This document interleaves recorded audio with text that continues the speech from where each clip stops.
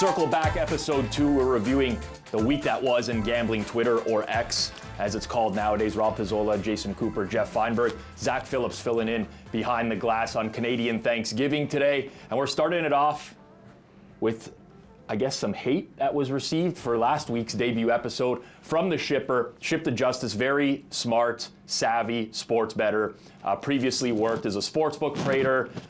One of our biggest episodes on this Circles Off channel was an interview we did with the shipper. But we put out our first episode, our debut episode. He was just saying to the fellas, you know, I'd really love to chime in on gambling topics du jour. Jeff Feinberg takes by Jay and Jacob Gramenya. This is a dream come true. And I got a good laugh out of this. But honestly, the sharps in the space, I don't think they even have a clue what they want in terms of sports betting content. Like, I honestly don't know, because you interview sharps and they're like, this was great, do more of that. And then I get messages on the side of like, hey, maybe don't reveal too much when you're talking to this person. And then we have like more recreational content creators are like, I don't want to watch this.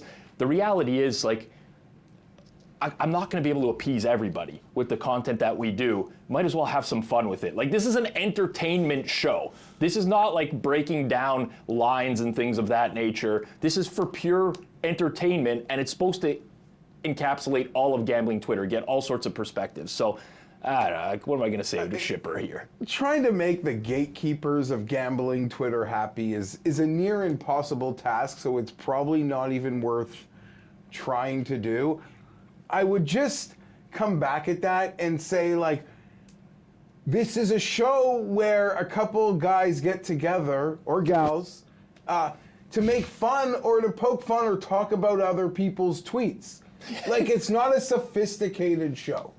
It's not very sophisticated.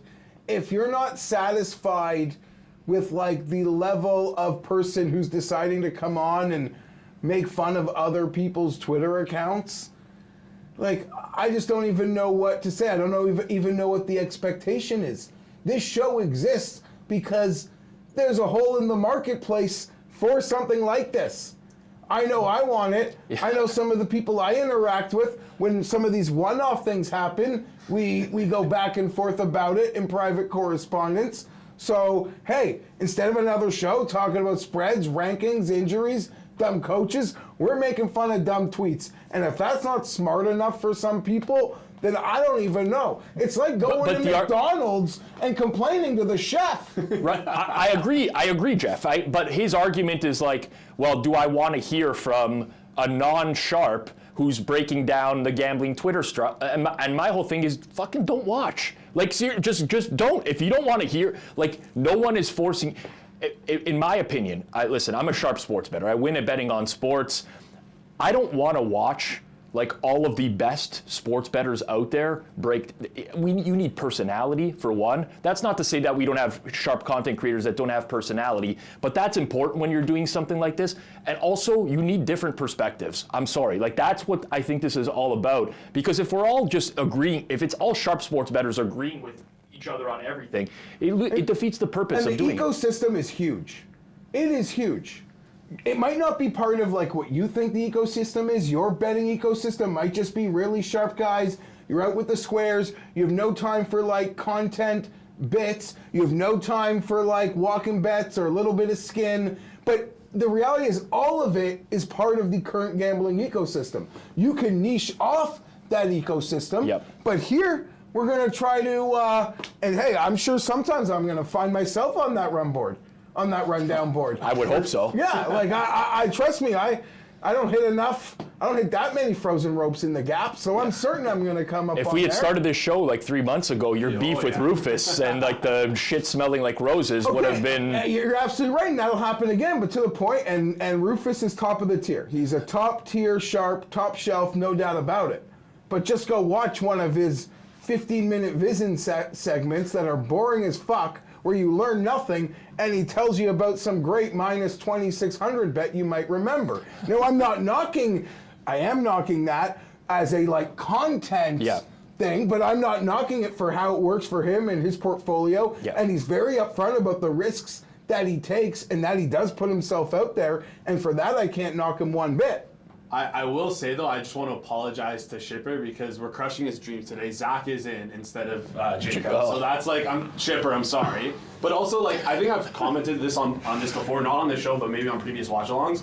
The fact that you, like, comment on this and you hate this, Shipper, I'm sure he's a smart enough sports game, but he wins, right? Yeah. Like, I'm sure that's the case. That means you're pretty smart, right? But to have such a big ego to, like, reply to our tweet, give us a massive boost on the tweet of something you don't like because you think people want to hear what you have to say. Yeah. Like, the ego involved in that is just absurd. Well, we're here talking about it.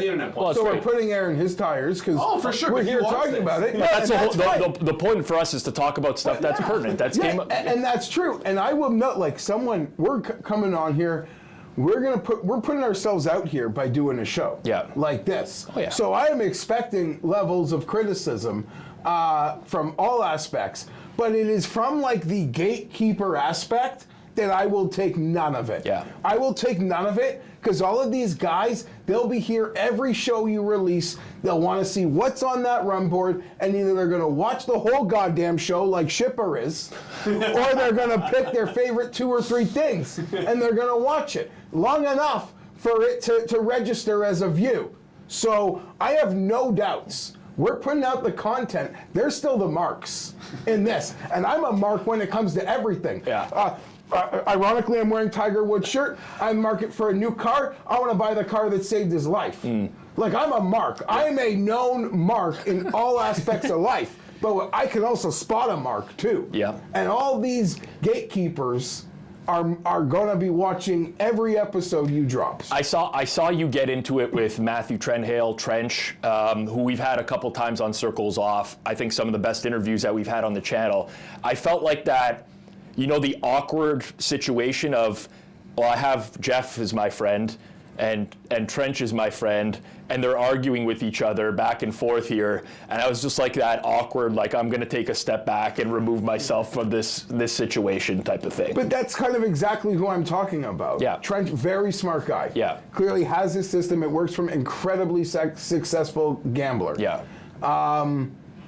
But there's a void in the marketplace for something like this. Trench kind of thinks he wants it. He just wants it done by smarter people. Well, those people aren't doing the show, Trench. Also, like, they're not. They're busy right now.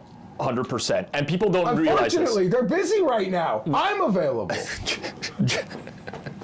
We did demos of this show that didn't make its way to the channel publicly. They were released to different types of bettors, recreational. There was a lot of thought put into how we were going to do this. Some people will like it, some people will hate it, but we'll move on. I did see one amazing response, though. I had to shout it out here because it's such a good roast of Shipper. He likes limiting things, so only makes sense that would include interest and content too.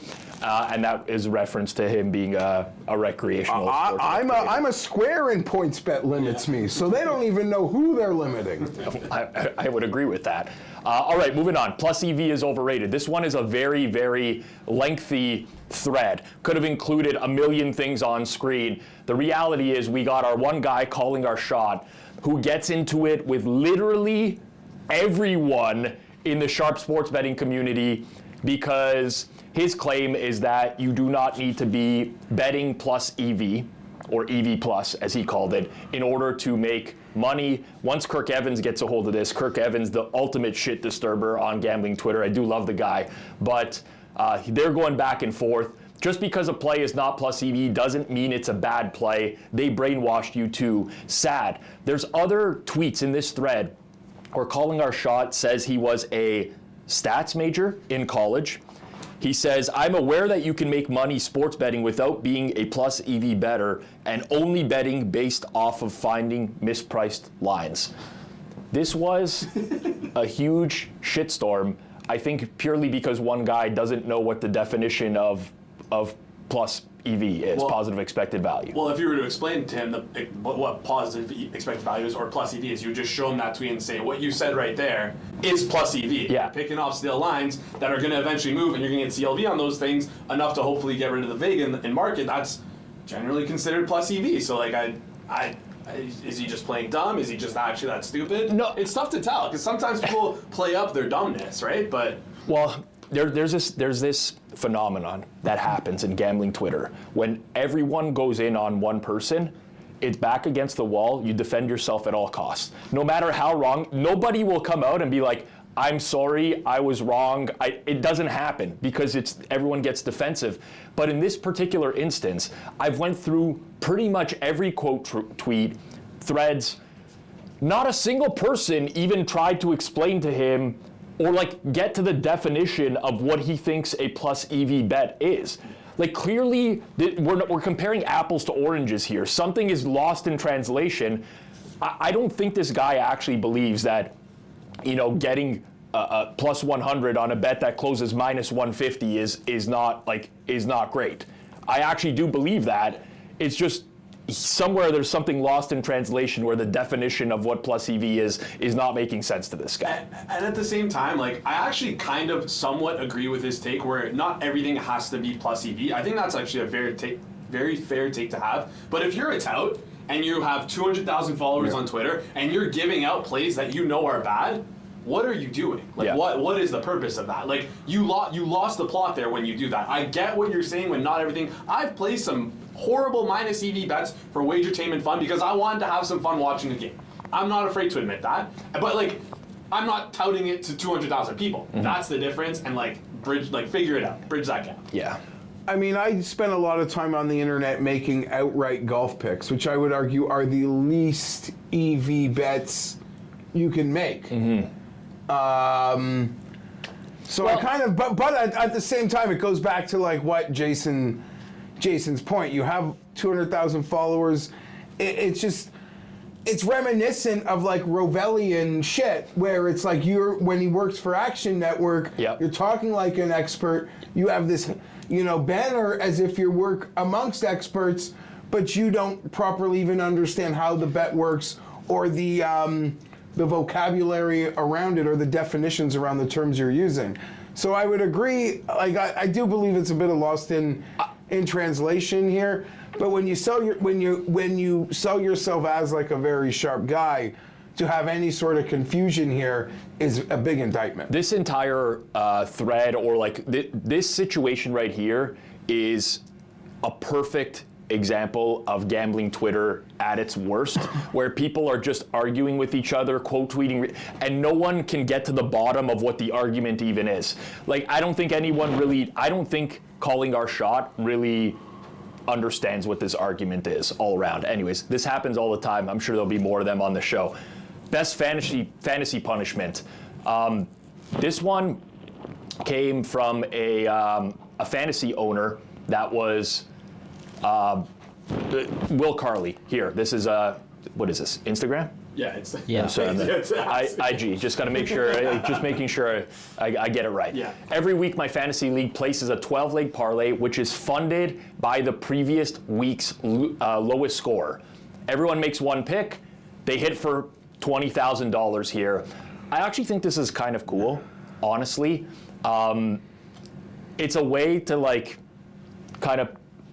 Normally, you're going to lose $10 placing this type of parlay, but it's a way to have fun with fantasy and like still have the group potentially have like this great winning outcome like we had this week. Am I dreaming right now? Are you saying fantasy is fun? Is that what you're saying? Let's take a step back. Okay. I think the competition, and by the way, fantasy can be fun. Yeah. I just don't think it's worth the time. Is all it comes down to. I personally love this idea, and I've actually installed it with my group of friends, and we're playing it next week in one of my main fantasy leagues. We're definitely going to lose. You just can't be the guy who comes in last place. It's as simple as that. Yeah. So I really like this, like you guys. It's obvious. And I'm one of these people who honestly cannot, I don't know, I'm not here for these like viral, you lose a pool sort of things. Yeah. Like, I don't know, that doesn't work. If I ran that by my group, just be like, I don't know, the money is what I'm losing. Like, I don't need to stand on some street corner holding a sign in a dress. Well, that's his buddies. That's Jason. He's they're doing like busking if they come in last place. Or like the guys that got to spend like 24 hours in Waffle House. Like, I'm opposite of you, Jeff. I actually love that stuff. Yeah. I like. Listen, you're playing. You involved in that, or are you just like seeing it on the internet? Well, I would. Well, listen. If I'm going to be in a pool and I expect other people to do that, if they finish last, it would be me. Yeah. Like my brother had to get pied in the face at the fantasy draft the next year because he came in last. Whatever. Well, like stuff like that. I don't know. I love this though, and even if you don't get all your buddies to want to do it, I bet you there's at least like you could get like half your pool that you do your own little mini thing and maybe even play for more than 10 ahead. But responsibly, I love this. And it just, that group chat must have been goddamn fire yesterday. Of course. I'm so jealous for those guys and their vibes. And like talk about minus EV bets. Like I get together with the boys. We make like, everyone's got their bets. We usually get there, and there's usually like a team parlay. Yeah. Like someone wants to make one, and then like, oh shit, if you guys are all doing it for peace of mind, I can't. I'm not going to let you guys win, and I'm not going to win anything. I'd rather lose 20, 50 bucks, less more. Yeah. That's like the price of peace of mind than watching you guys. Win without me. It's FOMO. I do it on, like, when he gives out bets on the Forward Progress watch-alongs, I bet them. He's a loser. I know he's a long-term loser right here. I'm just fucking around. But I'm going to bet them anyways because I don't want to hear him. I don't want to hear him cash a 10-1, and like I'm there, and other people are tailing it as well. Yeah. There was the fantasy punishment years ago. I can't remember. I think it was... who's on the ringer? Simmons? I think it was Bill Simmons who talked about it. I could be wrong, but he talked about being in a fantasy pool where whoever wins the pool the next year at the draft gets to kick someone out of the league for a year. So they always have one extra person. So let's say if it's a 10-team league, they have 11 people that are in the rotation. You show up the next year to the draft, and everyone's prepped because they think they're going to draft, but the winner from the previous year says, no. You're out this season. They got to go. I actually, like, it would suck if it happened to me, but I know that it's a possibility. I love stupid shit like that. I don't know why. I would totally incorporate that into my pool. I don't know if you guys think that that's too far. If I won, I would want to kick out the guy, like you, Rob, the guy in my home league who just cares too much. I would kick out the best. No, not even the best. The guy that just like cares so much. Yeah. Like you are, like that's where the guy who wakes up at 4 a.m. to do the waiver wire like stuff. annoyed, like the guy that annoys you. Johnny. Like, listen, I'm in the pool. I'm in it for the vibe. We're friends. I'm always in our home league. But we play for enough money. I'm not looking to raise the stakes, but I just can't care. I've got too many single games to care about your roster. Right. So what you're telling me is that in 2025, around August, we're going to be starting up a Hammer Fantasy League, and then we'll be able to implement this. Yeah, we'll do it.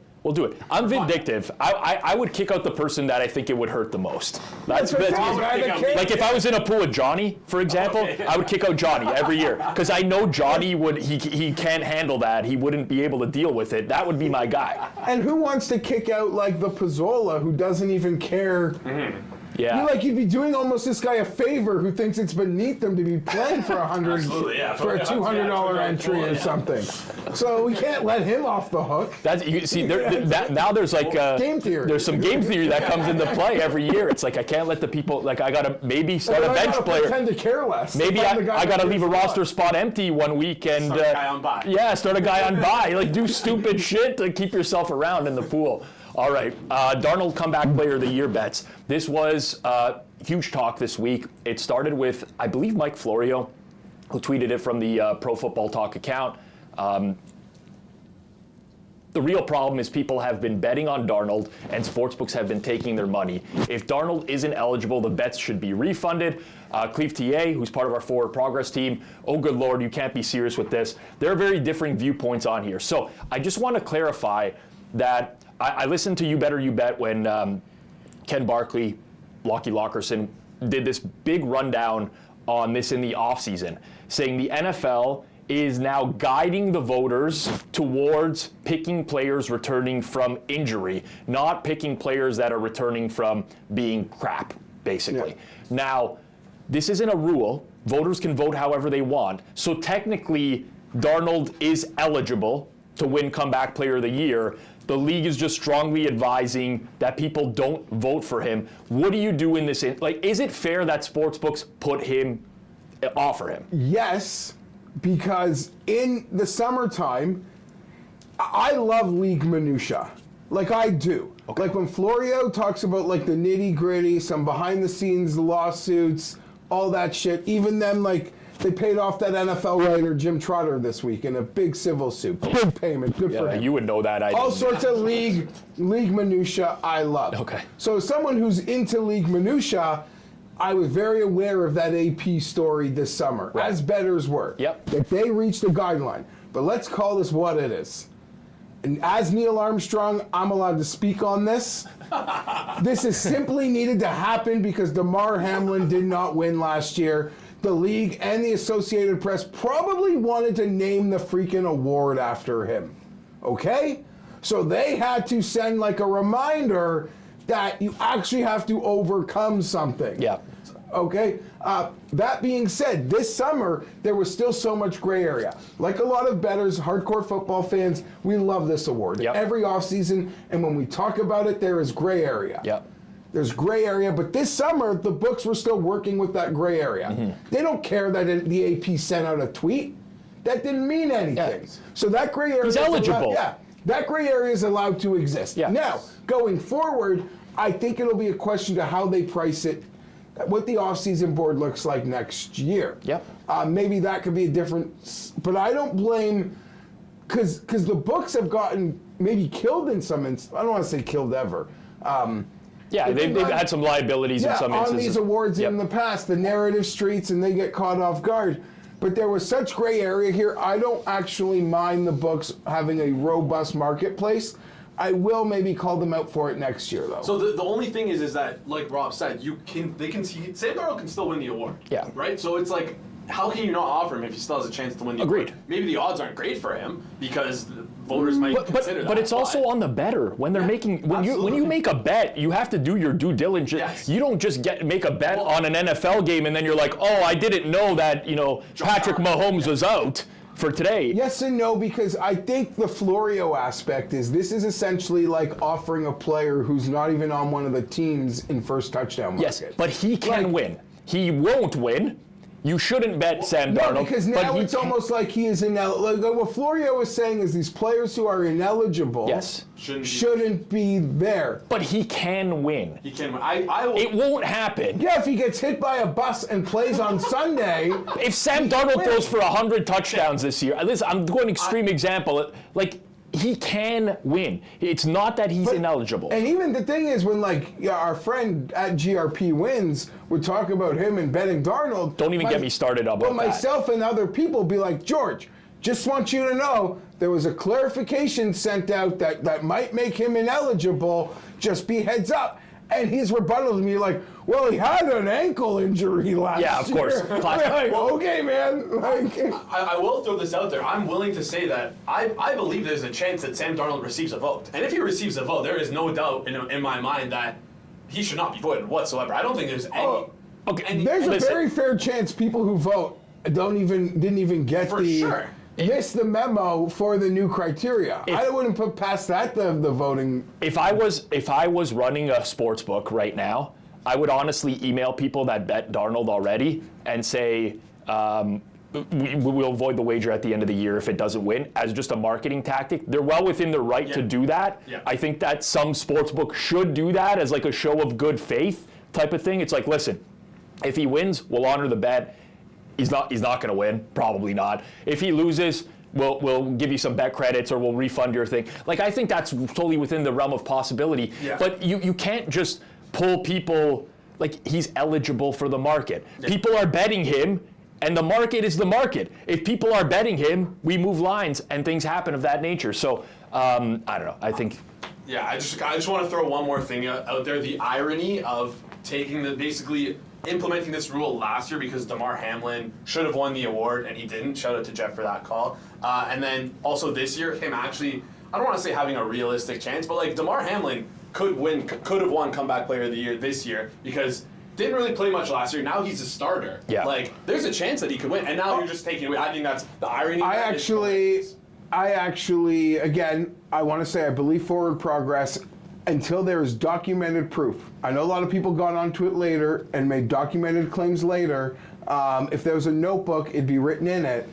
Forward progress was the first audio visual on the internet last year to say, miss me with that Damar Hamlin shit.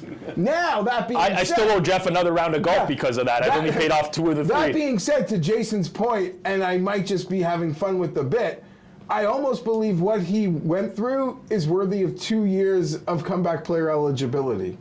I don't want to get into this debate or conversation with you. I mean, it's very possible. You just want to talk about irony, so we talked about GRP, who we covered on our debut episode last week. The irony in GRP doing a full video after the Lions smoked the Cowboys about how if you bet the Cowboys, like, you need to stop betting, you've lost your mojo, don't even try to have sex tonight or anything like that, your mojo is gone, for a guy who's been betting Sam Darnold comeback player of the year, a guy who's has 0% chance to win in the market. Like, imagine the irony in someone doing that.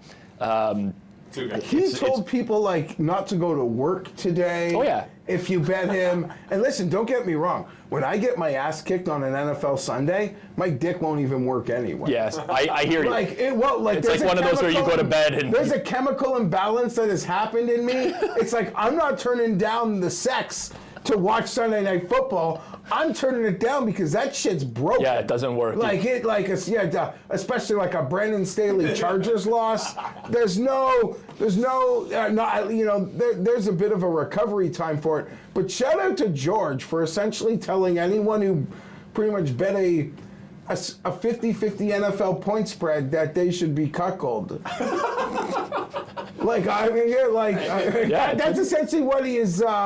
He was called. He loves to listen. George he's a showman, through and through. He's a showman. He advised taking the Panthers week 1 against the Saints. They got destroyed in pretty much the exact same fashion. He didn't film a video about how. I mean, in fairness, he has filmed videos in the past saying he did lose his mojo as well on So listen, but he knew exactly what he was doing. Chris Olave, concussion. Won't return Sunday. You know what that does to gambling Twitter, especially the newer bettors, recreational audience. Everyone wants Olave voided. We've talked about this before. There was already a bad precedent set by books for voiding these in the first place from a marketing perspective. I get why they did it, but you set the precedent, people are upset. The thing is, it bothers me so much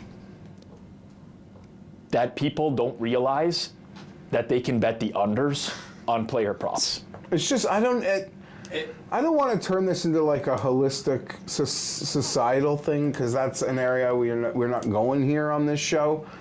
But it just almost speaks to like how soft, I believe these people are. I just like how coddled they must have been. But spoon-fed. I kind of think of Jason in this light, honestly. Truly part of that generation that got a trophy for everything.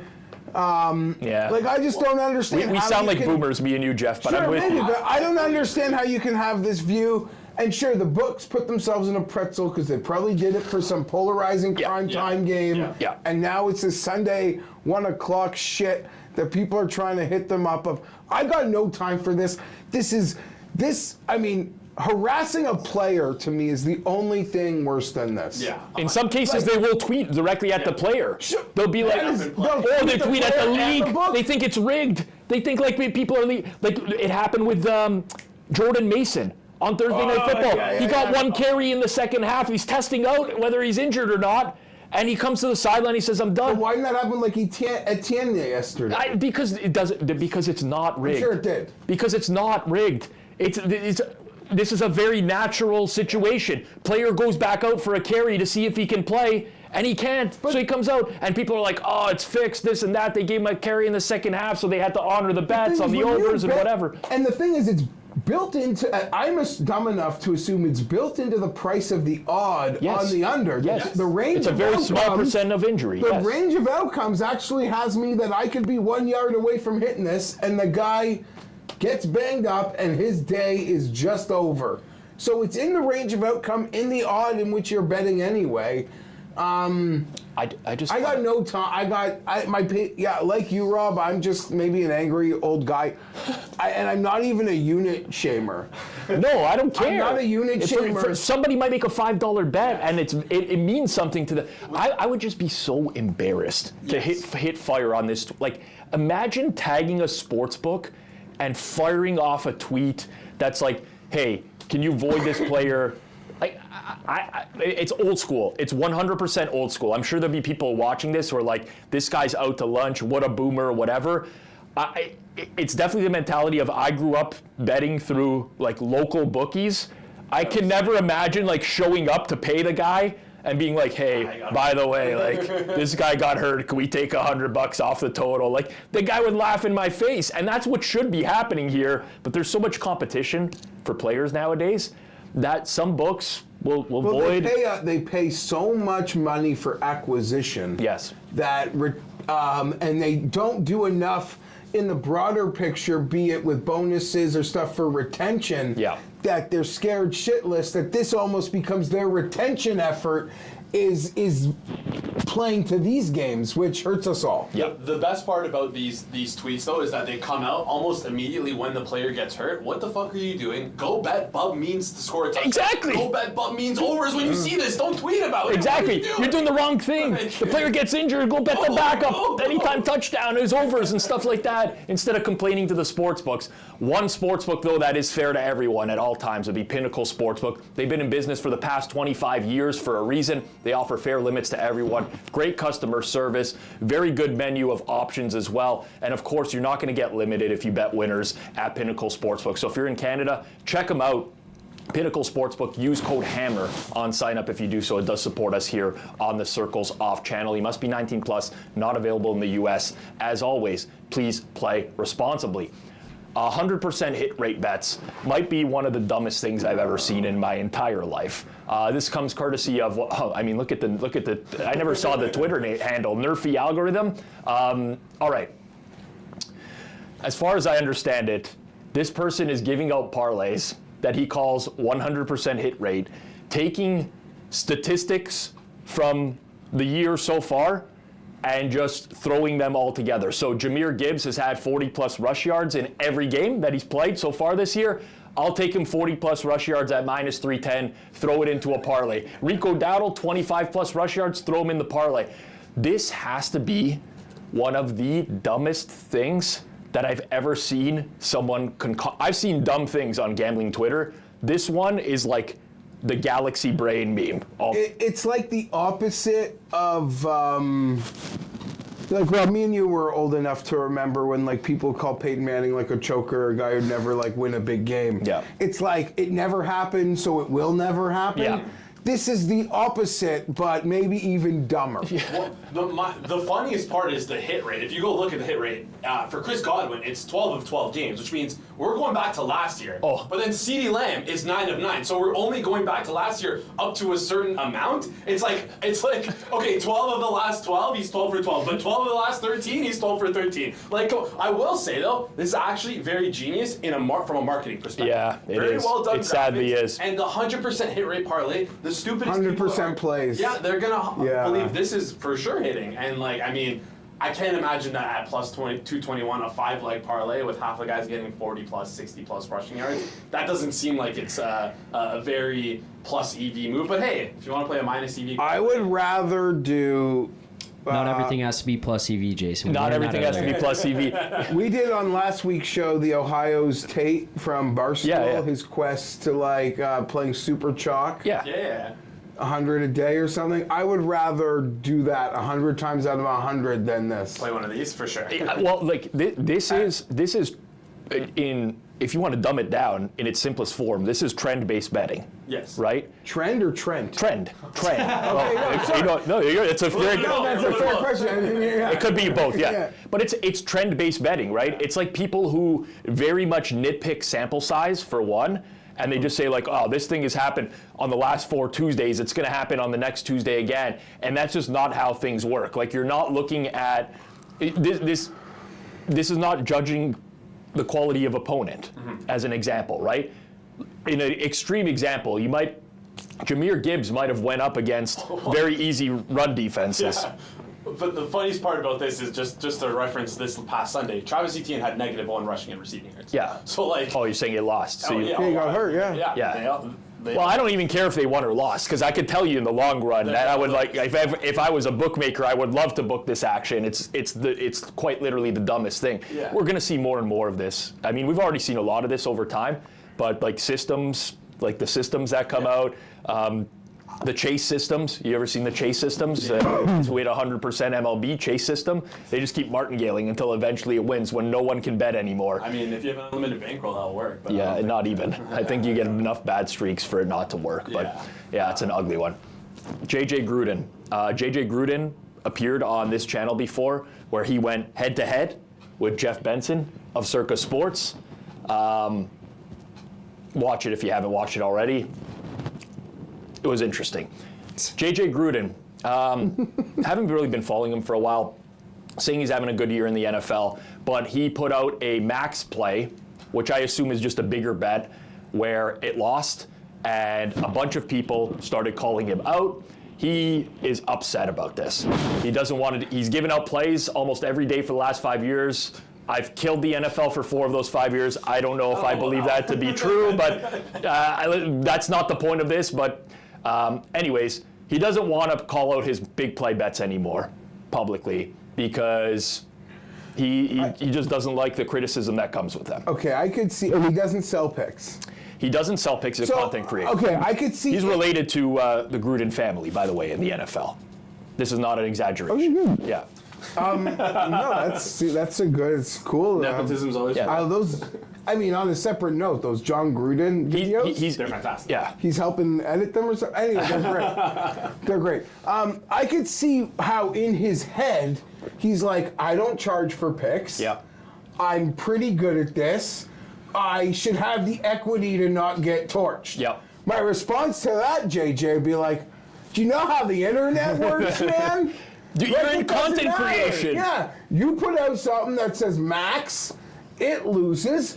There's going to be menchies that say, bro, you're an idiot. Like, that is just entry-level interneting 101. If you're not self-aware enough to know that's not how it works, you got to have, you've been doing this long enough, 4 or 5 years, you've lost big bets before, you got to have thick enough skin to know how that's going to work. So it's like, I don't mean to pick on JJ here, but I hate when people forget, I'll say forgot here. Yeah. Forget how the internet works, because he knows how it works. He's too bright of a guy to know. His family's NFL coaches. See what people tweet about coaches? I know. You know how the internet works. Yeah. It's like, it's honestly crazy because I'm willing to stake money on this, that I don't want to say majority of his following, but a large amount of his following probably found out about him as a result of these big plays losing over the years and gaining traction on Twitter through the algorithm by getting his tweet pushed and just getting his account pushed more. Yeah. So it's like, you're doing it wrong, buddy. You want that interaction. You want that negativity like because it boosts you up. But it just comes with the space. Like, absolutely. If you are putting out plays publicly, it is honestly in a lot of cases thankless. Yeah. Because when you're doing well, some people will tell you you're doing well, but when you're doing poorly, there's going to be more people who are vocal. When you sell picks, you are held to a higher standard. Yeah, absolutely. And you are open yourself up to way more criticism that might even venture into a personal territory if you piss people off who are paying you. Yeah. I'm not saying that's right. I'm just saying that how it works. But just because you don't sell picks on the internet, on X, formerly Twitter, you are still culpable to what comes with it. Yes. That's all. Is that not a pet peeve of, for me, it's a huge pet peeve when people are like, well, I'm posting this stuff for free. It's like, well, that doesn't make a difference. If you have a following and you're selling yourself as, I've won 4 of the last 5 years in the NFL, and you're posting your records only when you're winning and stuff like that, it's good. People are going to follow you. Yeah. And when you lose, you're going to get the blame because people want to blame themselves for putting that bet in. That's just reality. Yeah. That's the reality of the world we live in. To me, this is the equivalent of Taylor Mathis posting a walking video and cropping it from the neck up. This is part of the internet. That's you got to play the game. You got to play the game. We were almost at the end here. And there was no mention. Yeah, no, but hey, listen. Of course, Jason was a minus 1,000 favorite to mention Taylor Mathis. But he's not wrong. There's levels of that sometimes when it comes, you got it, use it. That's perfect. Build yourself with it. But don't forget how this fucking thing works. Yeah, agreed. Exactly. Well, I think about it from a perspective of our network. And the hammer gears towards I will say most of our content towards a sharper audience or Rec Plus. Most of our content creators, not you guys specifically, but on other channels are either semi-pro bettors or pro bettors. That's what makes up most of our network. Hitman, who's a professional bettor, who I know well, wins every single year, gave out picks last year on Forward Progress. Best Bets, where he went 3 wins and 16 losses on Best Bets last year. You know how much that must eat at someone who bets for a living, is a professional? Not only did he embraced it. It became like a running joke of like, it's gonna lose it. Like, that's the mentality you need to have. Kanish, right? Like, I'm sure Kanish doesn't want to give out losing picks on Hit the Books, but they've lost for the majority of the time that they've been giving out picks, Kanish and Powers. And we own that. Like, we publicly keep the records on BetStamp. There's no like, like Kanish isn't coming to me and be like, Rob, we're not doing picks on the show anymore because we lost and some guy left a negative comment on our YouTube. Like, it's not happening. You have to be able to deal with it. If you can't deal with it, I know this might sound a little bit like victim shaming. I don't mean it to be. I also think it's shitty when people just trash you. They're like, fuck you, you suck at picks, you loser, this and that. Like, that's a shitty thing to do. At the end of the day, you have to be accountable for placing your own bets as well. But you also have to understand, you got to be real and understand what line of work you're in. But I would bet most of the people also, and I'm not defending JJ for being real soft. Yep. But if you open the accounts of the people calling you a loser for losing a bet, that you post bets regularly and are not horrible at it. You might not be the best, but you're not horrible at it. I actually have no idea how good or bad he is, so I assume he's better than average. Yeah, I would not make that assumption. I'm also assuming, but based off the conversation he was on Circles Off with us, I do not consider him to be a winning. But I assume that person's feed, if you looked at most of the tweets are probably just harassing guys who had bad Sundays. Sure. I imagine most of their comments are you hit their replies, and it's these guys just 89% of their tweets are just troll-based tweets anyway. Just mute and move on. Yeah. If you can't handle it, just mute. Log off for the day. On that note, and I know this can be very dangerous and this whole political blah blah blah. You don't want to hear other voices, but you're allowed. People, I think, underestimate how much they can curate their own online experience. You can block or mute whoever you want. Now, you have to get pretty personal for me to block you. Yeah. But I can mute if I just find you annoying. Yeah. I might mute you. Yeah. But people underestimate how much they can curate their online experience. Yep.